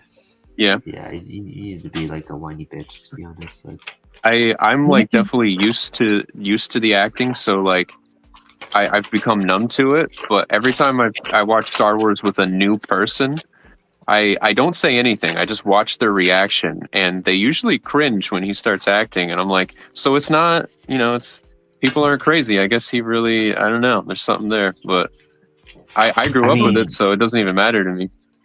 He's playing an emo teenager. And that's so highlighted in the Travosky Star Wars that we grew up loving. You know what I mean? He is a whiny little like bitch in that show, dude. Like, right? If you guys recall, like him, but he is the whiniest dude ever in that show. I hate sand. Yeah, literally, like that whole entire thing. Right. So if you recognize that, like, Anakin is like an emo teenager going through it and like trying to get with the princess, right? You understand his character more. You understand Hayden Christensen's acting more, So I don't know. Because if you think of him as Darth Vader, then it doesn't compute. That's definitely true. Yeah. Have you guys seen the bad lip reading video of Luke and Yoda in the swamp? I don't recall. Yes. Wait, the what? Bad Liberty? Lip reading. Bad lip. Oh, bad lip reading. Oh. No, but I've seen plenty of those. I would definitely watch it if you dropped it. Yeah, sent it on the gram.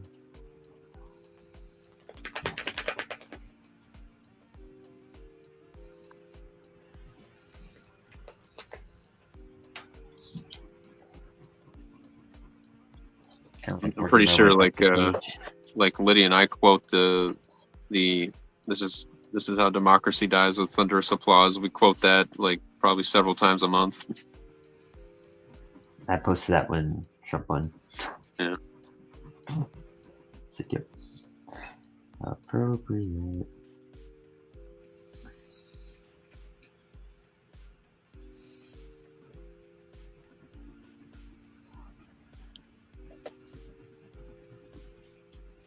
Go. Just close this up. Nice. Ah, shoot. I just shoved my hand into a bunch of whiteout. Oh no.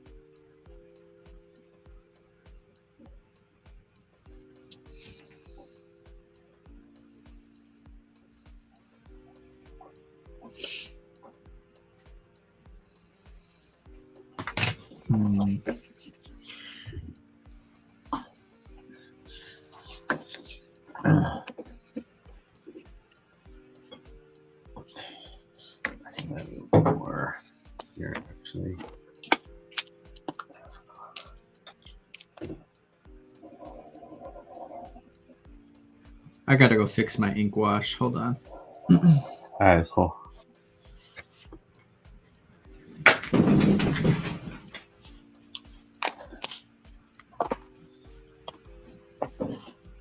Yeah, it's looking great. Oh, thanks. What are you using to black it all out? What is it, like a Sharpie or what? Yeah, just a Sharpie. Nice. Nice.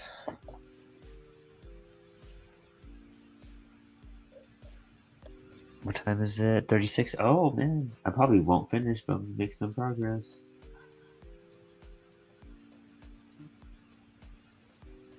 I try to finish in 2 hours, but I like go through a lot of discovery phases still, so it hasn't been working out. Yeah, true.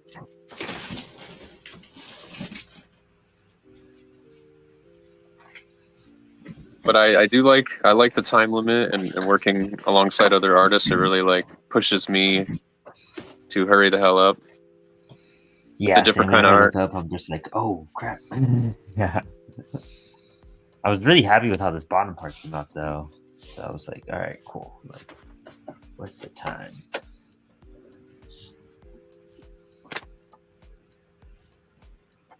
I use action figures so often for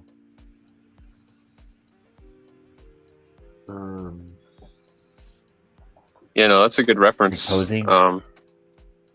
Especially if you need lighting reference, you just get an action figure, get a flashlight. Ooh, true. That's true. Just do that more often. Just do that way more often. I keep my most posable toys on hand nearby, whether it's Spider-Man or a Kamen Rider toy, something. Oh, nice. Well, I should do that. That's cool.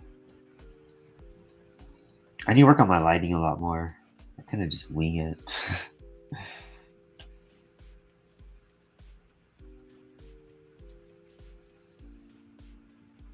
Yeah, I do that too sometimes. But every once in a while, you'll get that one artist that knows their shit too much, and they'll know you're winging it, and then they call you out, sure. and you're like, God damn it. Like, well, this is my project for the next few months.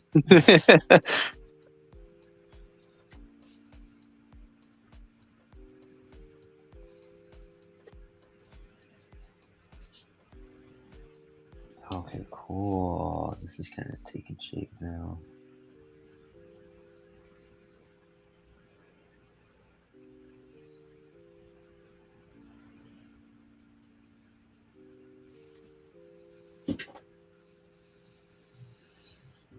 Oh, yeah. Cloth is weird too. That's what I've been kind of working on the most lately, is just like cloth material. Figuring out how to make it wavy and stand out. Oh my God, yeah. I tried to study Todd McFarlane for that one. Actually, a friend of mine just bought a Spawn toy today, and it was the Spawn toy for the Call of Duty movie, or game, I mean. I guess Spawn was on Call of Duty or something, but this cape is like, you can like bend it and everything. It's perfect reference. That's super cool. Dude, the action figures are getting better and better for stuff like that. Heck yeah. Especially McFarlane's, you know what I mean? Because he's the one putting out all those toys, and he knows what we use them for. Yeah, I'm really happy for McFarlane's comeback. Dude, yeah. Because he's killing it with all these DC action figures, dude. And it's hard to, like, stop myself from buying a lot of them. Yeah, and he's also, you saw that he's doing his run of Spider-Man in figure form and stuff. And then, dude, plus he's doing Fortnite, and that's a big one. That's true, too. And he's still doing all his sport ones, too, which is hilarious. He, like, will not give that up. That's so weird. I don't know anybody who's buying sport toys. I know that. I've never seen anyone be like, yeah, this is my McFarlane sport toy collection. Like, I have zero interest in any sports.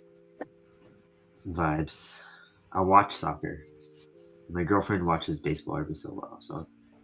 Oh, true. I mean, if pop culture emphasizes something enough, I'll watch it. Like the Super Bowl for the half bowl, whatever you call show, whatever. See, I don't even know what I'm talking about. Or that recent Mike Tyson disappointment match. I saw some of that. Yeah. Dude, we wanted to watch it, and then we just fell asleep and forgot. And then we woke up the next day, and I was like, "God damn!" And I was like, "Oh, it doesn't look like we missed much. Never mind." Yeah. See, I'll connect with my Canadian hockey lovers for sure. Oh yeah. Okay.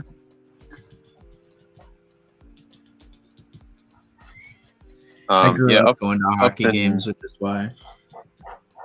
In northern New York, like I watched some college hockey live in person, and I guess some sports are just more fun to watch in person. When I was a little kid, I went to NASCAR one time, and NASCAR is the most boring of sports to watch. But when you're there in person and those cars like rip by you, it's man, it's wild. It's insane. That's cool.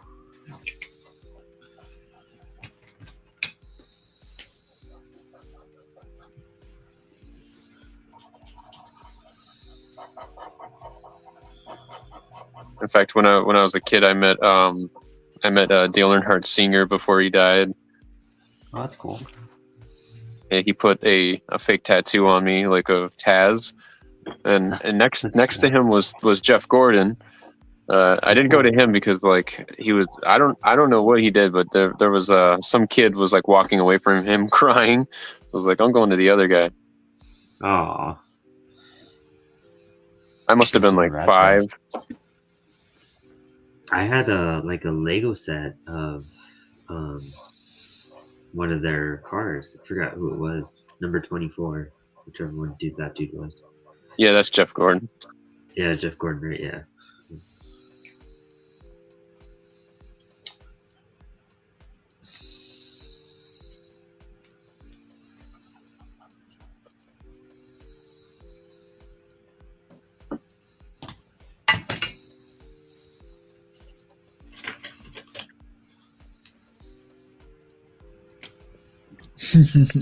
Rocket League is my favorite sport. That's pretty good.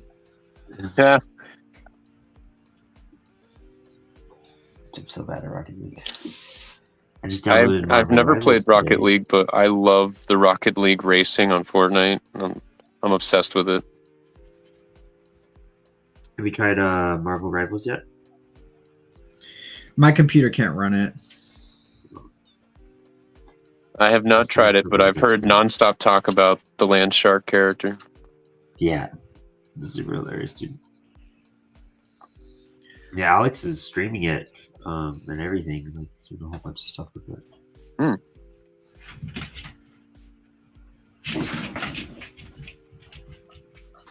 Dude, I freaking hate jelly rolls. I can't. Every time. Pens?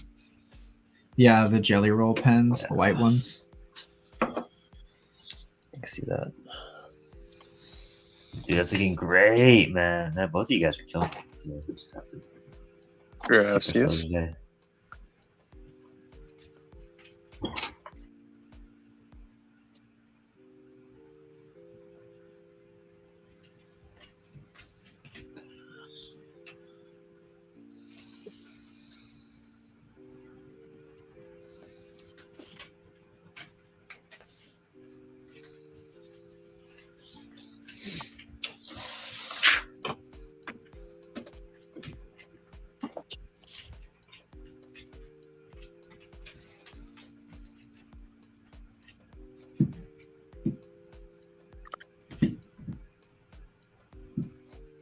So what are the current projects that you guys are working on?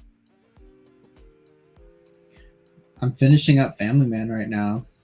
I'm in the last stages of coloring, and then I have a painted cover that I'm doing. But then that's going to be done, which is really cool. What's that going to be about? It's a silent comic about a group of teenage kids that go up to a haunted house only to find that it's occupied by a family of serial killers. Whoa. And then we realize that the story is actually about the family of serial killers and not about these teenage kids. But it's almost completely silent. There's like 2 or 3 pages that have dialogue in them right at the very end, but that's it. Everything else is just complete visual storytelling. Yeah, I really like that. That sounds cool. Especially as silent storytelling. I mean, I feel like that's super hard to do.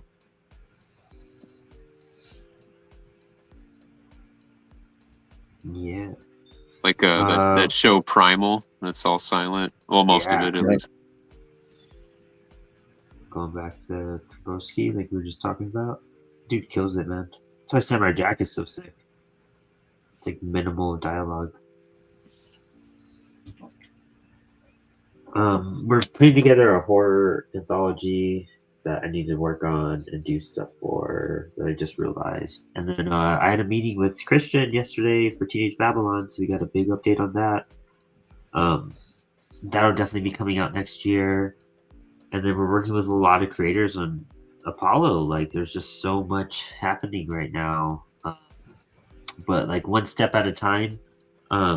We're putting together a political comic, and that's really been a lot of fun. We're gonna start putting it together this week, I think. Is it based in like real politics, or are we talking just like a fake world politics? Oh, it's like a informative kind of resource guide where it kind of talks about, there's a lot of positive resources there for people that can use them, and then there's like some stories from creators that express like their state of mind and the current condition of things, and oh hell yeah, that's so cool. Bringing attention to what certain terms mean and what you should look into and whatnot. So we're trying to bring something to help bring like positivity and some change. Like, we're not going to storm the Capitol, but we're going to give you this really cool comic. I just did the cover. Let me show you guys. In fact, this is like a first appearance type of thing, but this is the cover right here. I love that. Yeah. This comic kills fascists. That's so cool. Yeah, so we're going to print them out, and since I live right next to DC, there's this big march going on the 18th that we're trying to get this ready and distribute it for. Just hand it out to a bunch of people. So that's the project right now that I should be talking about. Other than that, the Apollo City Comics podcast is back, and that's a lot of fun too. Oh damn, Max, that background work. You need to chill. So sick. Yeah, Jesus, Max. I need to figure out how. I don't know if it's reading how I want it to. So. As in good? Because it's reading good. Well, that's good. I'm just toying around with those abstract shapes, trying to get the contrasts and stuff right. Man. Here, I'll zoom in on it without trying to show my head. Oh. Nope, wrong way. Damn. I'm super proud of Grievous. I think that he came out sick. Yeah. Again, dude, the motion, amazing, like dude. It definitely looks like he's moving. I love the tip of the saber too. That especially. Wow. It's really the front claw. Oh yeah. Oh, I'm jealous. Yeah. That's great. So I'm gonna keep toying. Line work. The line work is really, really good, dude. I'm surprised you don't read more manga, because manga's like so good with that motion work. I mean, that looks like a page out of a Star Wars manga, to be honest. It does, yeah. It straight up does, dude. It's really, really great. Dom, let's give you a little spotlight too. Oh, dude, that's thick. That looks great, man. Love that hand detail. Oh, cool. Oh, awesome. Oh, dude, that's what are you amazing. using for the white? For the white? Yeah. Just white. I haven't even used white out yet. Oh, wow. Okay. So cool. Yeah, up in the Rancor face up there. That's awesome. Those teeth. Hell yeah. Yeah, dude, that's amazing. Yeah, thanks. Loving that. That's what I'm doing right now. Kind of working my way up the page at the moment. There you Heck go. yeah. Oh man, Yeah, cape work is cool. That's awesome. You dig it? Nice, Yeah. Yeah, cape work is always awesome. And then this was a lot of fun. I wonder if I could get a light on that. With the little lightsaber part right here. Oh yeah, where they touch. And then right here, my lightsaber work, I had a lot of fun. Like having it shoot out of it. Yeah. Oh, okay, yeah, I see it. Those are my proud moments. What character is that at the bottom? This is Darth Nihilus. He was in Knights of the Old Republic 2. Okay. And then Darth Revan, who I haven't even gotten to the helmet yet. But he was in Knights of the Old Republic 1. And there's like a book out about him. He's referenced in something recent as well. I forgot. I think Ahsoka or something. Wow, is there a reason that he's rocking 2 lightsabers of 2 different color? Dude, for some reason in the game he has like a purple lightsaber, and then he was like he was a Sith for a long time. He was actually a Jedi that turned into a Sith and then lost his memory, and then that's when you start playing as him, and then you rediscover you're a Sith, so you make a choice. So, dude, if you should play Knights of the Old Republic, dude. I think you will love it, man. It's a great RPG. It's so fun. It still holds up. Like, there's so many cool things you could do in that game. You would totally love it, Dom. Yeah, I bet. And it doesn't take much to impress me with Star Wars. That could be unfortunate. I don't know, but I love everything Star Wars. I say that because I actually really liked the 2 modern Battlefronts, which people really freaking hated, but I had the time of my life. Wasn't bad. Like they just needed some work, and it took them years. But once it got running, it's fun. I wish we had better characters still, but that's a whole different thing, you know. But dude, I mean, the classic Battlefronts were just OG as fuck too. I still play. I have a PlayStation here, so I play Dark Forces sometimes. I think that's the one that's Doom, like Doom Star Wars. Yeah. We have Dark Forces 2. Do you remember that one? It was. I didn't know there was a sequel. Dude, that's the one I grew up playing, and that one was sick. Playing as Kyle Katarn. Yeah. You ever played like the Lord of the Rings version of Battlefront? Dude, Conquest? Yes. Yep. You know what's so amazing about that game? If you guys have not played Conquest before, is when you do the story mode and you go through it all, you go through like the good side and then you do the evil side. And when like evil prevails instead of good, the last level, you're a Balrog, a fucking Balrog in the Shire. In the Shire. You're just a Balrog in the Shire, and it's the coolest thing in the universe. Like, yeah, I still get hyped about that. Obviously, dude, those Lord of the Rings games were all good. Return of the King, so great. I used to listen to Dragon Force and like just play Return of the King. Dragon Force, nice. That's pretty good. Conquest was dope. Like the like reliving the Battle of Helm's Deep. Oh, dude, in Conquest is so awesome. So good, dude. Yeah, I love that game.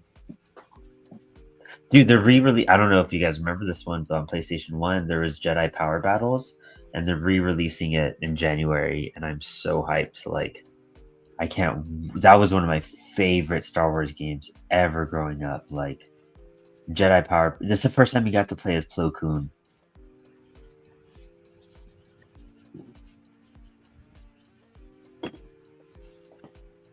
That's where we all found out who Plo Koon was, if you don't know who he is.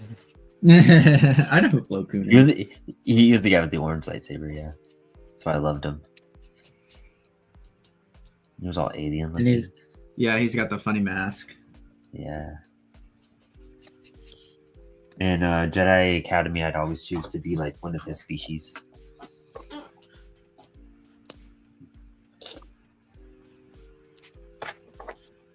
Yeah, I'm going to be working on a lot of fan art for next year. Lyd and I are tabling at a couple places. In February, we're going to be tabling at something called Cosmic Con, which is celebrating a bunch of Marvel stuff. So Cool. Stan Lee's 100th birthday. They're celebrating 60 years of Avengers, 85 years of Action Comics, and 50 years of Wolverine. So I'm going to be drawing a lot of cool pictures for that. I started one. Mhm. This is the Stan Lee one I'm working on. Oh, that's great. Yeah, I'm going to have him puppeteering some characters of his. Dude, that's a awesome like font homage too. Like that's really great. Yep, that's the Fantastic Four font. Yeah. Yep. Yeah. Oh yeah. That'll be fun. And then excitingly enough for Fennec, we made it into Kaiju Brooklyn, which happens sometime in the summer, I think. And we've been trying what? End of May, first day of June, and we've been trying to get into that for a while. Ooh. Maybe you should come on right before that we can all draw some kaiju stuff. I've never done that before either. That would be awesome. Hell yeah. Oh yeah, and Reese is tabling with us for the kaiju one. Oh really? Yep. Reese. Because Reese did the cover for Fennec. Really quick, Pop Culture Galaxy says, "What's up, guys?" And John Burke, yo, is that Kuwabara? It is, yes. I don't know what you're talking about. Yeah. Yes, because Kuwabara ends up channeling his soul into a broken sword handle, and they use lightsaber sounds when it happens.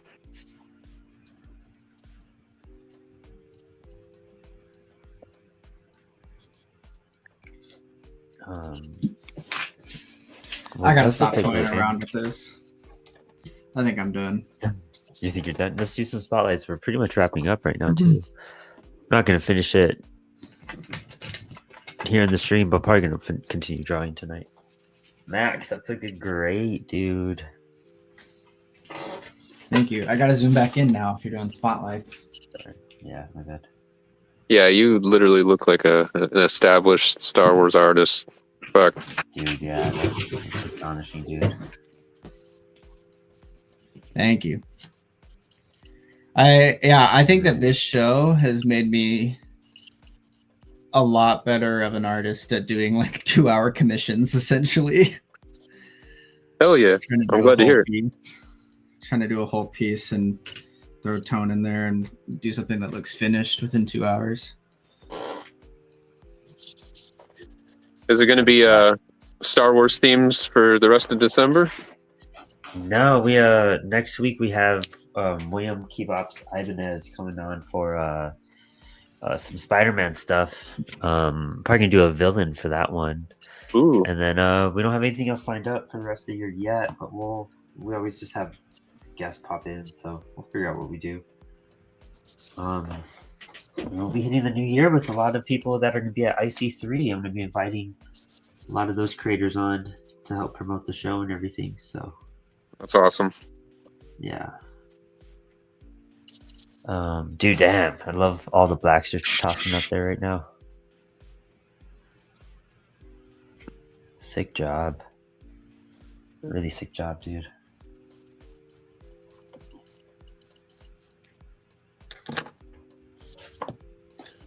I wasn't sure how much of the Raincore I was going to draw, but and with 2 hours, I'm like, I'm just going to. I like the eeriness of it. Yeah, I appreciate it. I love it. Yeah, I think you got to try drawing on some black paper, just with like a white colored pencil.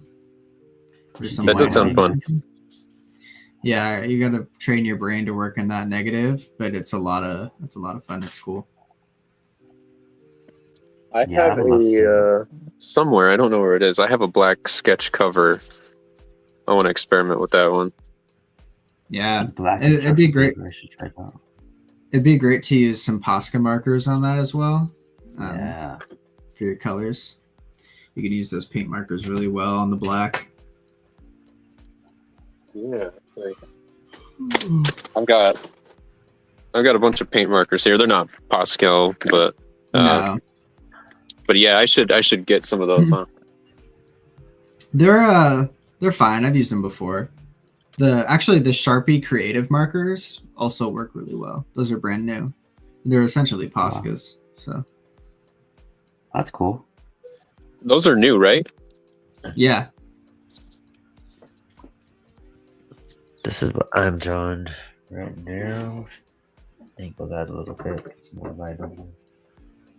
Yeah, it's working my way up. Just Yeah, it's looking outlining the good. helmet. Is it going to Thanks, be what's up at the top in pencil? Oh, that's like just his cape that's fluttering around. Yeah, sweet. That's cool.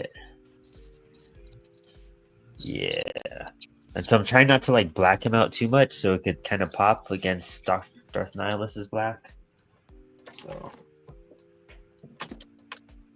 but yeah, this was a fun time, guys. I love Star Wars and I love talking about Star Wars. And so I was super hyped to finally draw some Star Wars because I really never have before, and it's a shame. It's a good reason for me to yap and be nerdy and not bug Milo talking about Star Wars. Dude, yeah, because like I don't like all the games and the like hardcore lore. Like I love all that stuff, dude. Yeah, I love it too. Nostalgic for all that. He's a Star Trek fan. Oh, okay. Heck yeah! Interesting. What's your favorite Star Trek? I have no clue what his. I don't know. I know nothing about Star Trek, so I have no clue. But he's more of a Star Trek fan than he is a Star Wars fan. I used to hate Star Trek. I used to think it was the most boring thing in the world until Abrams came out with the Star Trek movies, and then I watched those, and those movies were made for Star Wars fans, I think, and it just kind of like opened my mind to Star Trek, and then I went back and I watched everything Star Trek, and now I get it. I like it, and I like it so much that I don't even like the Abrams movies anymore. And Deep Space Nine is like one of my favorite shows ever. Oh, that's so funny. That's awesome. Cool. Yeah, it's always kind of cool seeing that circle of how things can change. Love hearing that. Well, sick, guys. Well, I guess we'll wrap it here. Thank you, everyone, for tuning in tonight. We really enjoyed the crowd. It's always great hearing from you guys. It's always great knowing people are drawing with us. We have a lot of cool announcements here at CWS. Keep your eye out on your email on Monday for a really cool promo announcement for the holidays. And go check out the interview I just did with Shelly Bond. That was amazing. I was so hyped. It was a really, really fun time. Hands down, my favorite episode. So informative. What's up, Dom and crew? Omega World Entertainment. Give Dom and Lydia a chance to rep their stuff. What you guys got I was going just on? about to do that. Yes, catch us at Cosmic Con next year and Kaiju Brooklyn. And you can find us at lifeonsaturnart.com or lesserknowncomics.com. And yeah, that's all we got for now. Pick up a copy of Fennec. Yeah. Oh, yes. Honestly. Absolutely. Yeah, Fennec, my bad. I actually just wrote chapters 6 and 7 of Fennec. I have 3 more chapters to write, and then I'll start volume 2. Oh, wow. Jeez, man. That's so cool. Hell yeah. It's so great to hear, man. We do need more Fennec in the world. It's a great book. I will be reviewing it soon on the channel as well. So I'm hyped. For real? Yeah, I'm doing a bunch of little indie comic promos coming out soon for the new year. So super hyped. I'll tag you guys on that when that comes out. And if you want me to read your indie comic, you guys should mail it to me, and I will make a little video about it. Maybe we'll announce that more soon too. But Max, any shout outs? Things you want to say real quick? Yeah, Bubbles is out. Oh, I'm zoomed in. Whatever. Bubbles is out. You can get it on lesserknowncomics.com. Queer neon horror story. There you go. Yeah, Life on Saturn variant. There you go. I still available. I am running low on copies of the Life on Saturn stuff. Yeah, and you can get the zine as well. And keep an eye out for the Family Man announcement. I think that's coming out in March-ish. So, yeah, nice. Stay tuned. And then, check out ApolloCityComics.com where you can buy all of the new Apollo City books. We have Campfire Chronicles up for pre-order right now. We'll be releasing some books at the beginning of the new year as well. Just stay tuned on Apollo on our page and on Comics Wellspring. There's so many cool announcements and things happening. We're gonna be wrapping up this year with interviews and everything. So yeah, it's gonna be real busy. We're really excited, real hyped. So thank you all for tuning in, and thanks for hanging.